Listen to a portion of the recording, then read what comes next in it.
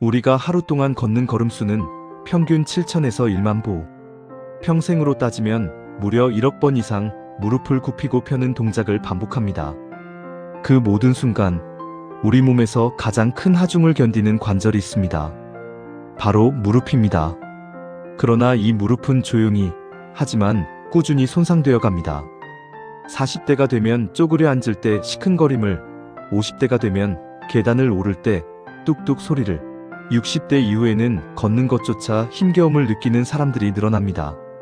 오늘 우리는 무릎 관절의 정교한 구조와 인류 진화의 흔적, 그리고 질환과 치료, 예방과 의학의 미래까지 무릎의 모든 비밀을 탐구합니다.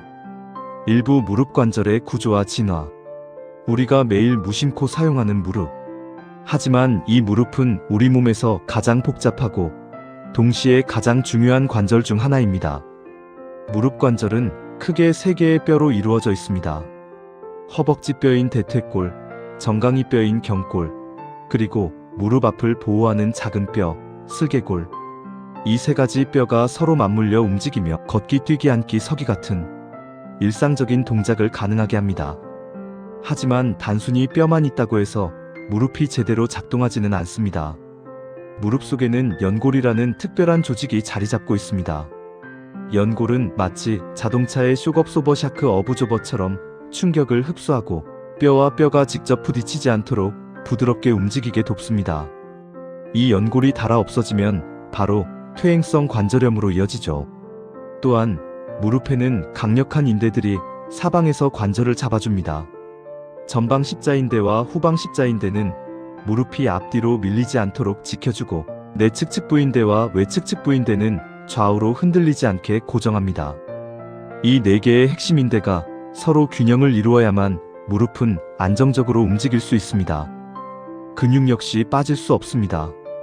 허벅지 앞쪽의 대퇴사두근, 뒤쪽의 햄스트링은 무릎을 움직이는 동력 엔진과도 같습니다. 무릎 자체가 자동차의 바퀴라면 허벅지 근육은 그것을 움직이는 엔진과 같다고 할 수 있죠. 그래서 허벅지 근육이 약해지면 무릎에 모든 부담이 쏠리게 되고 쉽게 손상되는 것입니다.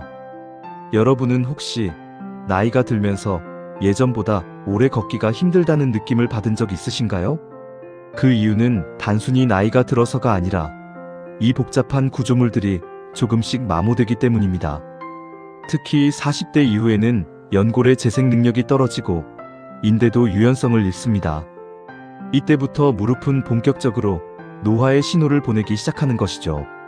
무릎은 진화의 산물이기도 합니다. 약 400만 년 전 인류가 2발로 직립보행을 시작하면서 무릎은 지금의 형태로 발전했습니다. 4발로 걷는 동물은 무릎에 큰 하중이 실리지 않습니다. 하지만 인간은 체중의 모든 무게를 2다리, 그 중에서도 무릎이 떠안게 되었죠.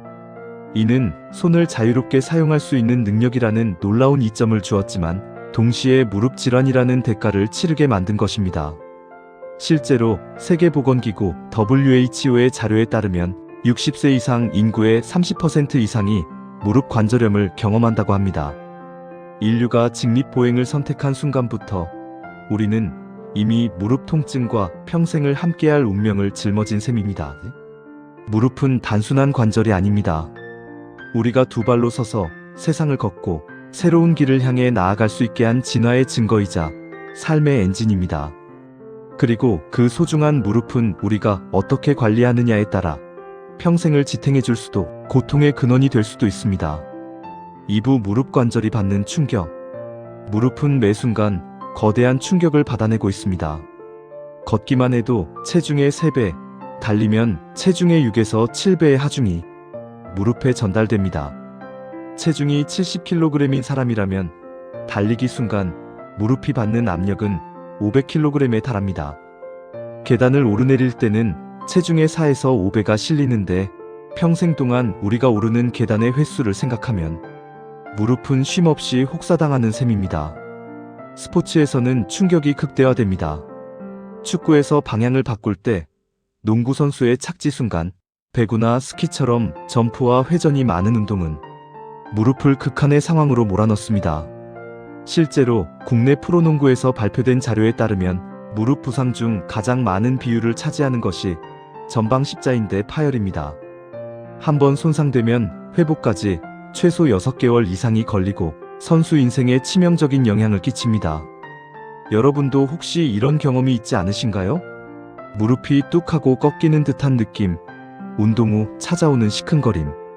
그건 단순한 피로가 아니라 무릎이 보내는 경고일지도 모릅니다. 이렇듯 무릎은 우리 일상과 스포츠에서 매 순간 충격을 흡수하며 우리를 지탱하고 있습니다. 하지만 그 대가로 조금씩 달아가고 있는 것입니다. 3부 주요 무릎 질환과 사례. 무릎 질환은 나이와 상관없이 찾아옵니다. 가장 흔한 것은 퇴행성 관절염입니다. 연골이 점점 닳아 없어지면서 뼈와 뼈가 직접 부딪히게 되죠. 초기에는 단순히 뻐근함으로 시작하지만 심해지면 걷는 것조차 고통스럽다고 호소합니다. 서울대병원의 연구에 따르면 60세 이상 성인 중 37%가 무릎 관절염 증상을 보인다고 합니다. 특히 여성 환자가 남성보다 2배 이상 많습니다. 폐경 이후 여성 호르몬이 줄어들면서 연골 손상이 더 빠르게 진행되기 때문입니다. 두 번째는 전방 십자인대 손상. 스포츠에서 갑작스러운 방향 전환이나 점프로 흔히 발생합니다. 프로축구 선수 박주영은 경기 중 십자인대 파열로 1년 가까이 재활을 해야 했습니다. 젊은 선수들에게도 무릎은 인생을 바꿀 만큼 치명적인 부상의 원인이 됩니다. 세 번째는 연골판 파열입니다. 무릎 속 반달 모양의 구조물이 찢어지면 걸을 때마다 뚝뚝 소리가 나고 무릎이 걸리는 듯한 증상이 나타납니다. 심하면 무릎이 붓고 움직임이 제한되기도 합니다. 환자들의 생생한 목소리를 들어봅시다. 50대가 되고 나니 무릎이 자주 붓고 시립니다. 병원에서는 관절염 초기라 했어요. 운동하다가 뚝 소리가 나더니 MRI 결과 십자인대가 끊어졌다고 하더군요. 젊었을 땐 괜찮았는데 무릎에서 자꾸 소리가 나고 통증이 심해져 걷는 게 두려워졌습니다. 무릎은 단순한 관절이 아닙니다. 삶의 질 나아가 생존과 직결되는 구조물입니다. 사부 예방과 생활 습관. 무릎 건강은 관리하기 나름입니다. 첫째, 체중 관리. 체중이 1kg 늘면 무릎에는 35kg의 부담이 추가됩니다. 따라서 5kg만 줄여도 무릎 부담은 20kg 이상 줄어듭니다. 작은 체중 변화가 무릎에는 큰 차이를 만듭니다. 둘째, 허벅지 근육 강화. 허벅지 앞쪽의 대퇴사두근과 뒤쪽의 햄스트링은 무릎을 지탱하는 든든한 보호대입니다. 꾸준한 스쿼트, 런지, 의자에 앉았다 일어나기를 통해 근육을 키우면 무릎에 실리는 하중을 분산시킬 수 있습니다. 셋째, 올바른 생활 습관. 쪼그려 앉는 자세, 장시간 무릎을 구부린 자세는 피해야 합니다. 특히 한국인들의 좌식 생활은 무릎 질환의 주요 원인이 되기도 합니다. 가능하다면 의자 생활을 권장합니다. 넷째, 걷기와 스트레칭. 걷기는 무릎에 무리가 가지 않으면서도 건강을 지키는 가장 좋은 방법입니다. 단, 평지 걷기를 권장하며 무릎이 약한 경우 오르막은 피하는 것이 좋습니다. 운동 전후 스트레칭은 필수입니다. 무릎은 우리가 돌본 만큼 오래 버텨줍니다. 혹시 지금 무릎이 불편하다면 오늘이 바로 관리 시작점입니다. 5부 최신 치료법과 의학 발전. 의학은 무릎을 되살리기 위해 끊임없이 발전하고 있습니다. 가장 대표적인 수술은 인공관절 치환술입니다. 손상된 관절을 제거하고 금속과 세라믹으로 만든 인공관절을 삽입하는 방법이죠. 국내에서는 매년 8만 건 이상 시행되는 보편적 수술입니다.